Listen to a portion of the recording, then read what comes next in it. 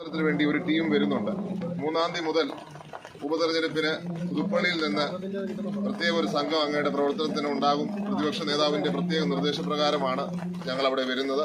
തീർച്ചയായിട്ടും നിങ്ങളോടൊപ്പം ആ പ്രവർത്തനത്തിൽ ഉണ്ടായി വിജയം പൂർണ്ണമായി ഉറപ്പാക്കും എന്നുകൂടി ഈ അവസരത്തിൽ പറയാൻ ആഗ്രഹിക്കുന്നു.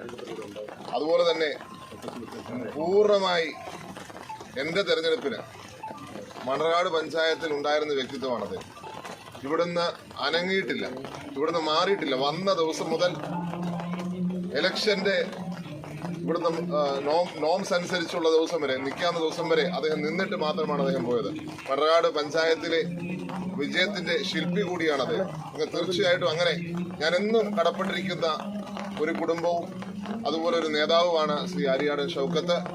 അദ്ദേഹത്തിന് എൻ്റെ പിതാവിന്റെ വലിയ അനുഗ്രഹം ഉണ്ടായിരിക്കും എന്നുള്ള കാര്യത്തിൽ യാതൊരു സംശയമില്ല. കാരണം അദ്ദേഹം ആഗ്രഹിച്ചതാണ് കഴിഞ്ഞ പ്രാവശ്യം പ്രിയപ്പെട്ട നമ്മുടെ 2016 വിജയിച്ച് വരും എന്നുള്ള പ്രതീക്ഷ കൂടിയാണ്. അപ്പോൾ ഇന്ന് ഏറ്റവും സന്തോഷിക്കുന്നത് എൻ്റെ പിതാവ് കൂടിയായിരിക്കും.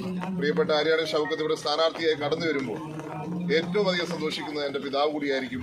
അദ്ദേഹത്തെ ഒരിക്കൽ കൂടി ഈ പള്ളിയിലേക്ക് ഞാൻ സ്വാഗതം ചെയ്യും.